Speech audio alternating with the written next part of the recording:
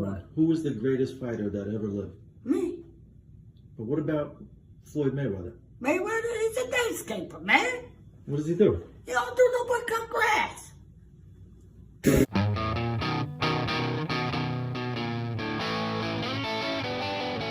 Hello and welcome to Here's the Pitch. It's sponsored by Masses Restaurants in St. Louis, 5 locations. STLmasses.com is their website. Jack, the owner, had lunch with him a couple weeks ago, and he said, need workers, need people to come work. So if you're looking for work, Masses is paying. I know Jack is just taking money out of his pocket and just throwing it around. So if you're looking for work, go to Masses, STLmasses.com. They're a St. Louis-based restaurant, but you can just come in on the weekends and work there. Again, always comment, like, and subscribe to this channel because there's new content coming. I'm going back to what has worked in the past, and I'm bringing in some of your favorites, names. One of my favorite names of all time is Beetlejuice. His manager is with me today, Bobby Rooney. Hello, Bobby. Oh, look at that. You've got props and everything. You know it. So what is that back there? I see the crown, a very important crown, and then we've got his head bust. What else do we... That is the actual head. He was decapitated in the movie Girls Gone Dead. And I asked if I could have that when they were done filming, and they gave it to me. Well, that is quite a piece. That is probably, I would say, honestly, it's probably worth some money. You know, I don't know what kind of, I haven't gone to eBay to look for Beetlejuice material, but I would assume that is. It's two of a kind. I have one and Howard has one. Is it in the studio? Well, he doesn't have a studio anymore, I guess, but was it in the studio? He has it in the studio. He has the studio. He still has a studio. Okay. They're on Zoom like this now, but I'm sure they'll be back someday, and he does have it. Well, let's talk first of all. Thank you for doing this again. I know we've talked a lot, and I wanted to get you and Beetlejuice together, but you know he's not traveling. Tell us how Beetlejuice is feeling. I know people love to see him and hear him. Give us kind of a health update. Just how is Beat these days? I talk to him all the time, and he's good. You know, his health is the same. He is diabetic, and he does have a lot of doctor's appointments because of the diabetes, so he can't travel as much anymore. Rarely can he travel, so I go down to see him.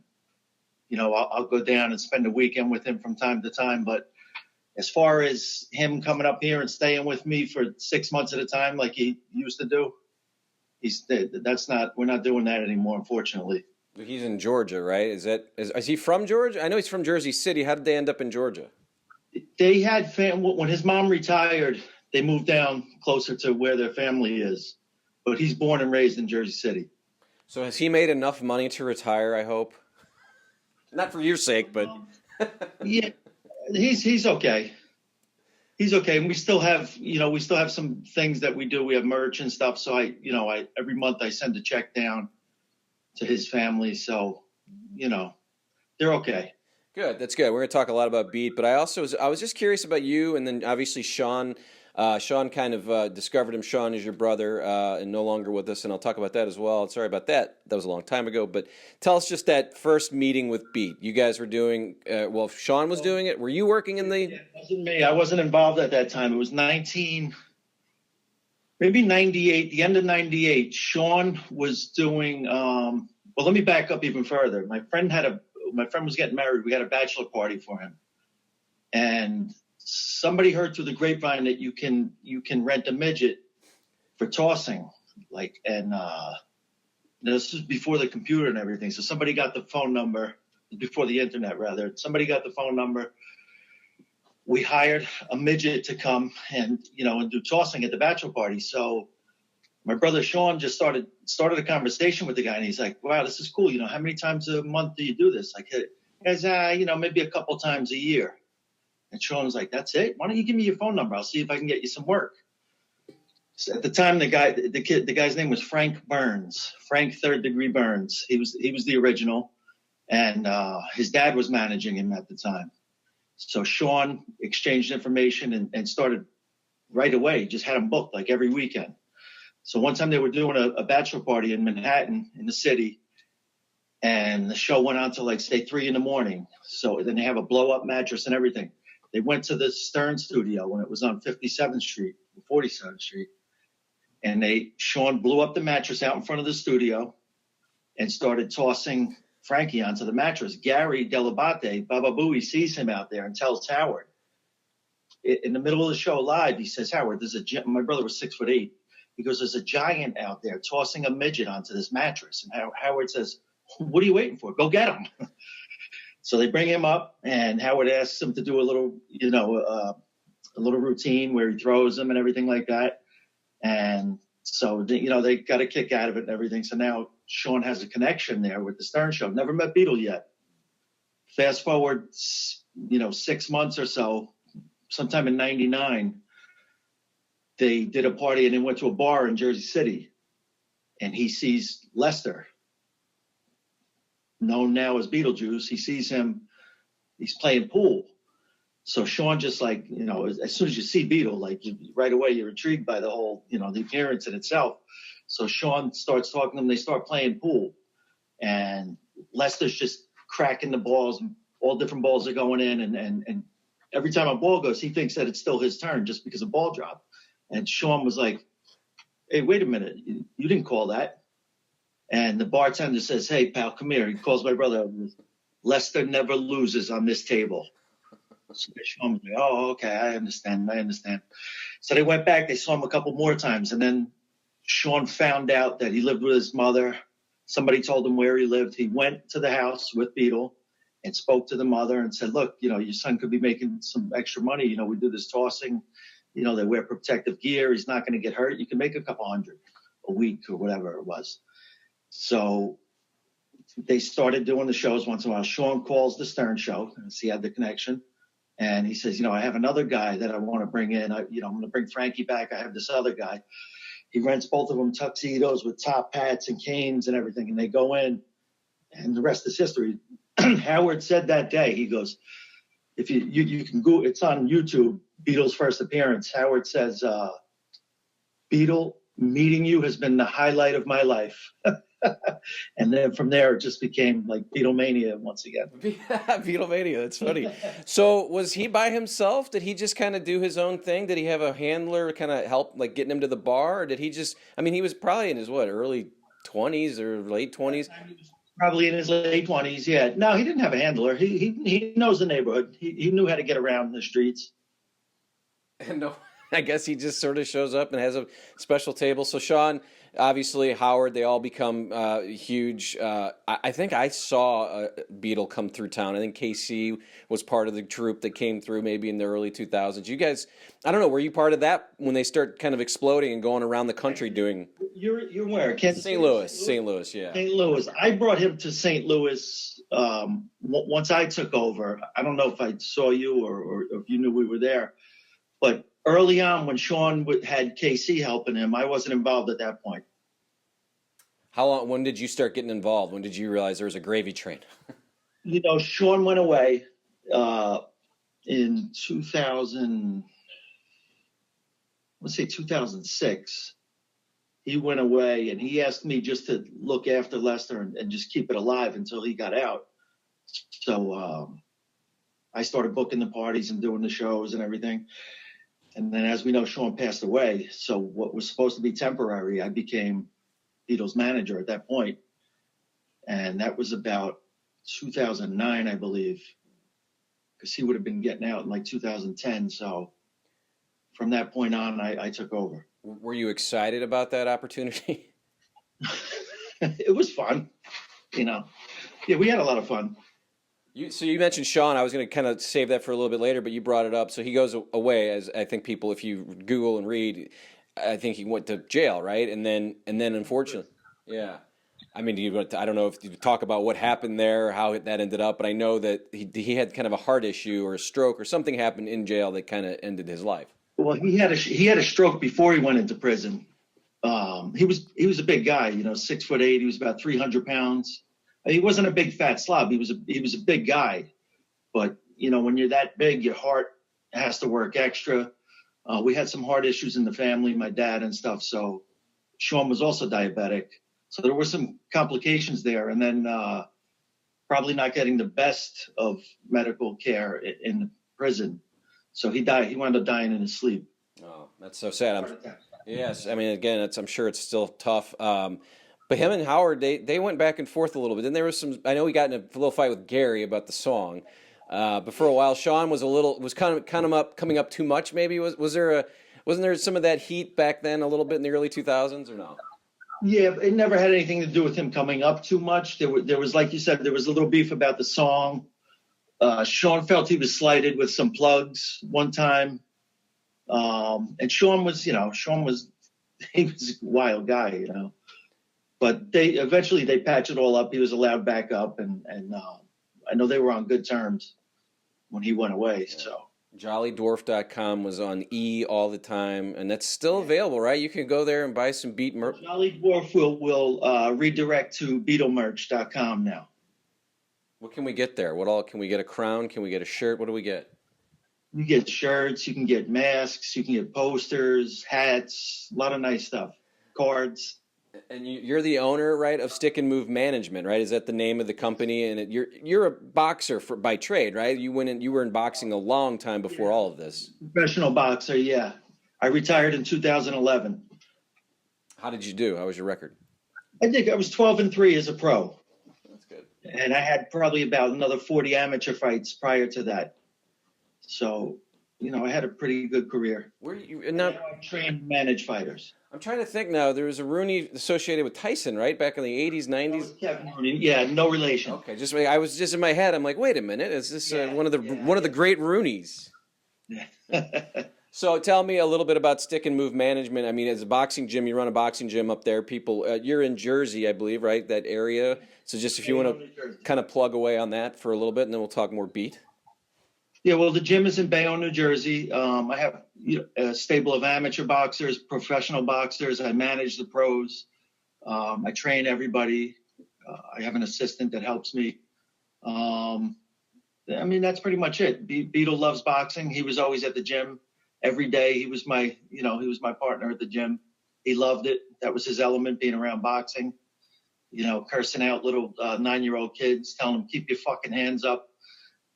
In front of their parents and stuff like that. It was great. He didn't grab it. I had grabbed him like this. What about the other guy? You flipped him over the I shoulder. flipped him over the shoulders while Bobby was fighting the other guy. Yeah. You know what he's talking about. Yep. I don't want to be mean. Is he mentally have something, or is that just a funny affect? No, it's called microcephaly. It's where the head doesn't grow all the way. So, I don't know how that affects his brain. I assume that with the head that small, his brain is smaller. Obviously he's 4 feet 2 inches, I think. 6'9". Yeah. That's why I ask. I love him on those contests, and I think there was, anytime you think about Beetle or you think about Gary, the slow adult or Wendy, and Howard's had to change their names, and there was always that cringe factor as a fan listening, driving into work, going, should I be laughing at this? But I think as you get older and you realize, these guys love it. Wendy loves being on the radio. Gary loves when they call, even though, it's essentially possibly making fun of them. They're in on the joke. Tell me a little about how did Beat feel about all this stardom and the way kind of he was treated by Howard those years? I always say Beetle's like Forrest Gump.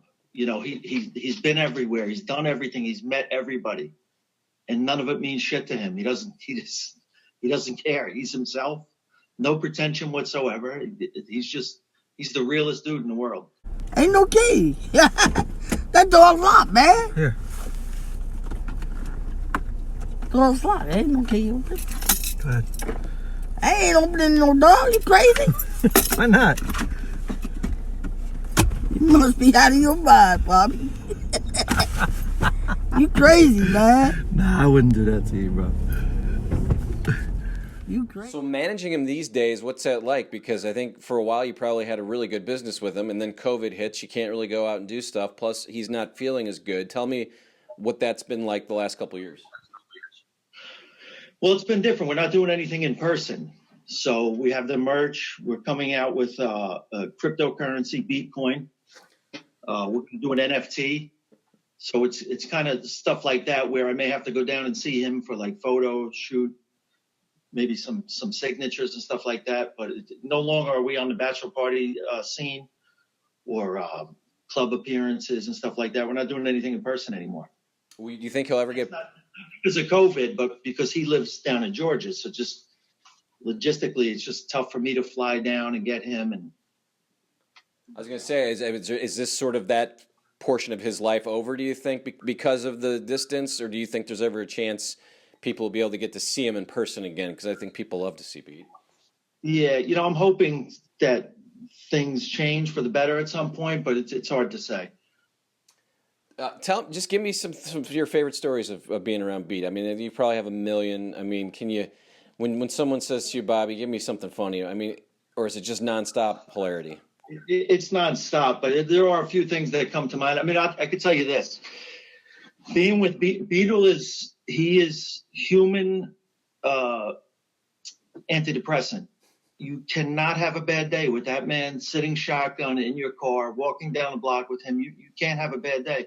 Your world could be crumbling around you, and he'll say something that just, you can't even believe it, the shit that comes out of his mouth. One story this is a short, quick one. You know how you have those vendors like that come around, they'll sell like DVDs back in the day or stuff like that. We were at a dealership, at a car dealership, and a guy came in with a little cart and he's selling DVD movies. And I knew Beetle had a couple bucks in his pocket, so I see him over and he's talking to the guy, and the guy's putting all the movies out. Beetle's looking through them, looking at the covers and the pictures and stuff. And then I go back to what I'm doing, and a few minutes later he comes over to me, and he has two movies in his hand. And I said, "Oh, what'd you get?" And he had, the movie Lean On Me? Mm-hmm. He had two of them. He had two Lean On Me DVDs. And I said, "Oh," I said, "what are you doing?" I said, you bought two of the same movie." He says, "I know, I'm gonna watch it twice." Well, I mean, yeah, go ahead. No, I was just gonna say, just little things like that. He used to kill me with that stuff. And that is what's so hilarious. If you go back and watch any YouTube, he's so quick. Yeah, it's the confidence that he has, because you could say like there's other people that are impaired and stuff like that. Well, number one, it's his look. He's got a unique look right off the bat, but just the things, the confidence. He'll pass a lie detector on every story he tells.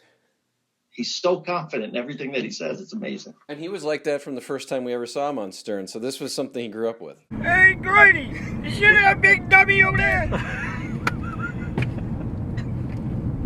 How about Lamont? Shut up, Lamont. You big dummy. Yeah. What do you guys? I mean, I know Howard has sort of changed the way his show is a little bit. Do you keep in contact with Howard at all? Is Beetle get chances to come on? The last time I went down to Georgia, we called. It was over the weekend, so Howard wasn't in the studio. So we called and left a message, and Howard played it online. But I talked to a lot of the other, like Will, Sal the stockbroker, Richard, Ronnie. I speak to all those guys all the time, and they always ask about Beetle. About his and stuff like that. Yeah, and you sort of are you managing still the Sal? Richard bachelor party experience? Is that? I'm not their official manager, but I work as a booking agent for them. So like bachelor parties and stuff, birthday parties, you could go to stickandmove.com, stickandmovemanagement.com rather. What are they doing? What are they doing? And they're not doing any weird stuff with their pants down and stuff, are they? No. Like they'll just do like meet and greets, photo ops, phone call. They'll come to a bachelor party and make phone calls. They're great. They're really, Richard and Sal are great together. It is amazing. Those guys sort of went from being fans to now, like literally, you booked them for your bachelor party. And as I thought about it, I'm like, that's ridiculous. And I'm like, that'd be kind of funny having those guys there doing their wild, stupid stuff. Yeah. They have a lot of fans. Just with the phone calls they do. The prank phone calls are incredible. How often did you go into the Stern Show during your time? How many trips have you made into the Stern Show? Oh, probably 15 or so. Was it always cool? I was going to say, was it always cool for you to walk through those halls and be part of that and be in that area? Oh, yeah. It was a lot of fun. And you'd see people there. The first time I was there, the first time that I brought him in, we were in the green room. And there was a bunch of Englishmen in there, and I didn't know who they were. And they were like, "Oh, for fuck's sake, Beetlejuice," and all this. And, "Oh, hey, come here, Beetle, let me take a picture photo." And then Howard, I guess, brought them in. And I said to Gary or whoever was in the room, I said, who the hell was that? He said, "What? That's Duran Duran." I had no idea. I thought they were just like some English comedians or something. I was gonna say Paul McCartney was in that day, and he was really excited to meet Beetlejuice. Who has been? I mean, you have to probably deal with people that are like, "Hey, I want to meet Beetlejuice." Is there some famous names of people who have kind of contacted you saying, "Listen, I need a special picture with Beetlejuice"? Does that happen a lot for you? There's been so many times that stuff like that has happened. Not a picture, but a birthday party or. Just people that just say they love, like rappers and stuff, will inbox me on Twitter or Instagram. Floyd Mayweather loves them. Snoop Dogg. I mean, I sent Snoop Dogg a mask, a Beetlejuice mask. He made a video of himself with the mask on. People just love him. They really, really do. Everybody loves him. There's old clips on YouTube of like Gilbert Gottfried trying to talk to him, and he just completely disses him. David Spade, just a ton of stuff, man. So, and he gets how like incredibly famous and popular he is, I assume. I mean, does he understand the fame that he? I would say no. And that's why I compare him to Forrest Gump, because he just doesn't. I mean, he knows, like when we do a club appearance or something, and he has to come out. He knows when to turn it on. I guess he knows why he's there.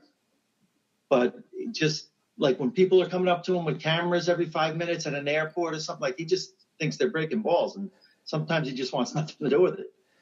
You run his Twitter account, right? I assume the Beetlejuice Twitter, and then you have your own. And just sort of as I was getting ready for this, I went through both and watched. And you post videos of him just traveling, and they're hilarious. It's really good that you get, and then what? People ask questions, you feed it to him, and then you write exactly how you think he would spell them. So when I do the Q&As, I'll have him on the phone, and I'll just ask him, like, "Hey, Pete, this guy wants to know what's your favorite kind of hot dog or whatever." And whatever he says, I type it out exactly the way he says it. I sound it out the way he says it. You should let him type it out himself, see what that looks like. Yeah, right.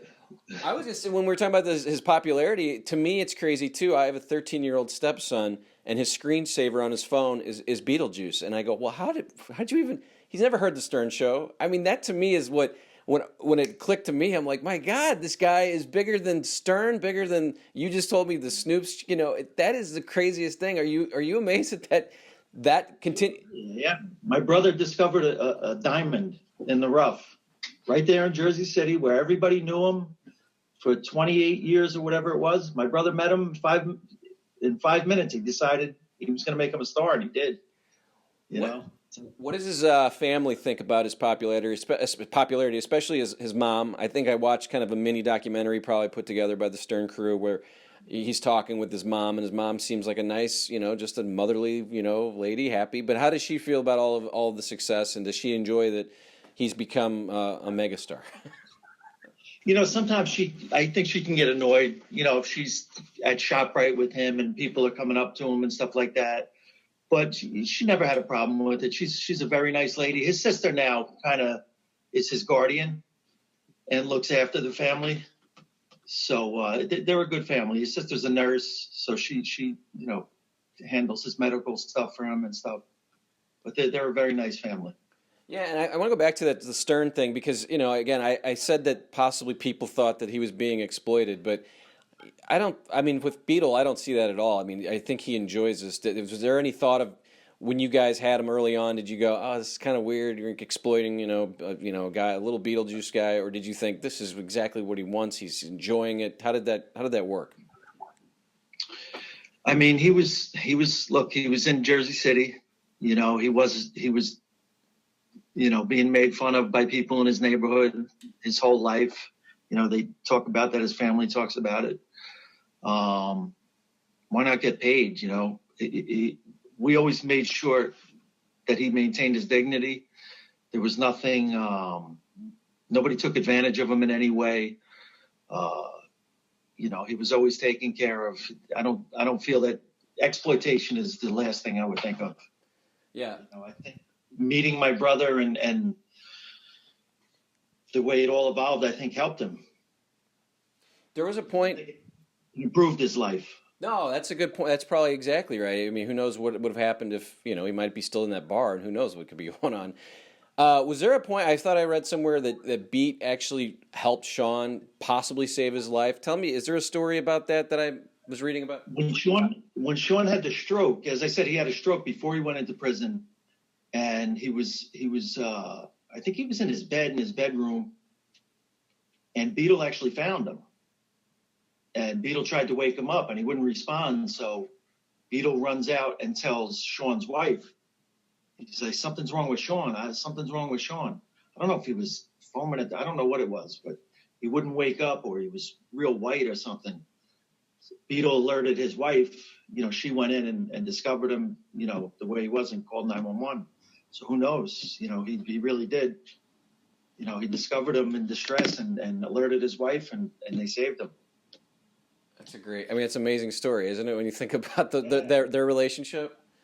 The way Beetle tells it is that he kicked the door down, put Sean on his shoulder, and carried him to the hospital. So that's funny. Yeah, we talked about his family a little bit. He has he's one of 6. Is everybody?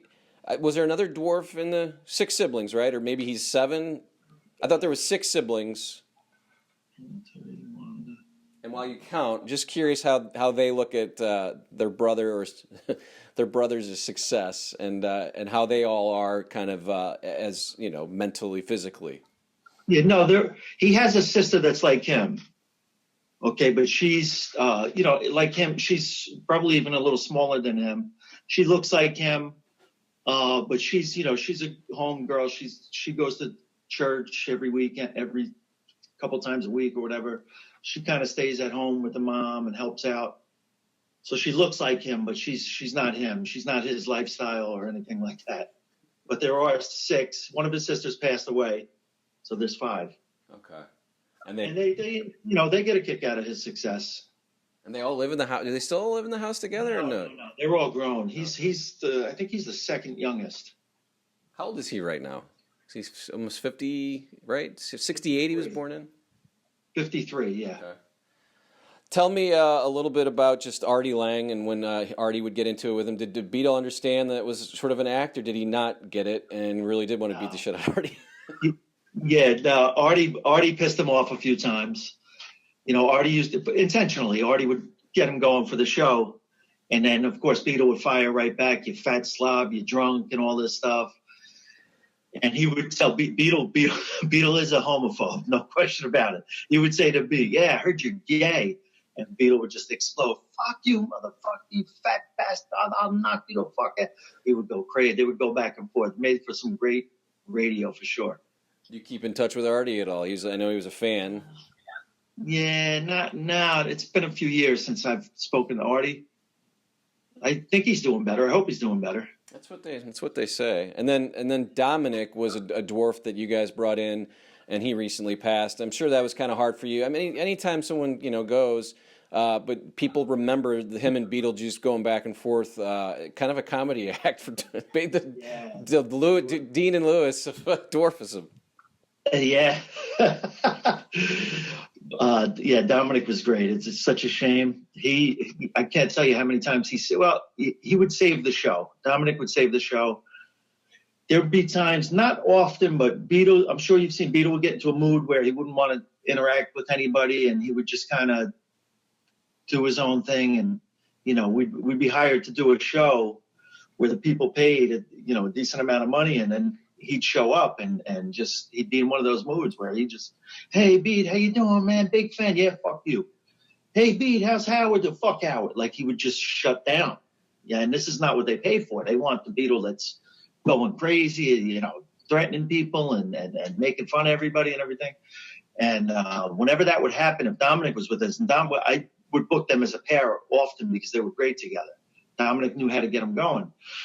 So in a case like that, Dominic would steal the show. He would really not only steal the show, save the show, I should say, because he would just turn it on, and he would either know how to get Beetle going eventually, or he would just take it on himself. And Dominic was an entertaining guy. He really was.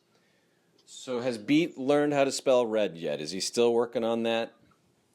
I think he's still working on it. He's got the first 2 letters down, I think. Now, that's not an act, though, right? That is him just... No.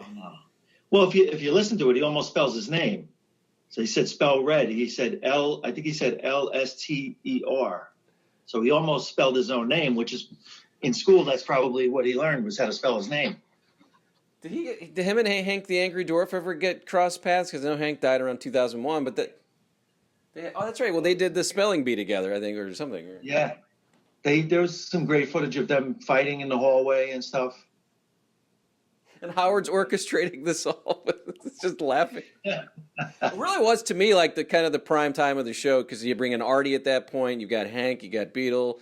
Wendy starts calling Gary. The Whack Pack is really starting to form in a way. It was quite fun times. I assume for you. I mean, you weren't there at that point, but kind of just looking at the serious time. I mean, you have to enjoy. I mean, all those times going in that show and just being part of that. It was always a great thrill going there. It's Bobby Rooney of Stick and Move Management. He's Beetlejuice's manager. I've been hounding him to come on, and with Beetle, and hopefully one day we'll get Beetle on here. Anything else you want to add? Anything else you want to promote? I think we went through your Twitter. We talked about everything. Anything else you want to say about Beet or what's going on with you? Well, I just follow Beetlejuice on Twitter and Instagram at BeetlePimp. So BeetlePimp. If you want to buy some merchandise, BeetleMerch.com. My website is stickandmovemanagement.com, spelled out. And my Instagram, I believe, is Bobby Rooney 175. You need a link tree or something. You got a lot of stuff going on there. Yeah, I know. Well, this was fun. Like I said, I appreciate it. I know people love to hear about Beetlejuice. I'm a fan. My 13-year-old stepson's a fan. I think my grandmother's a fan. I mean, Snoop Dogg's a fan. So we got everybody covered. But Bobby, I thank you very much, and I'm sure we'll talk again soon. Bobby, I thank you for watching. Here's the Pitch. It's sponsored again by Masses Restaurants in St. Louis, 5 locations, stlmasses.com. Make sure you subscribe, like, and comment because you'll see notifications of when new interviews are coming here throughout the end of the year and into next year. Thanks for watching. See you next time.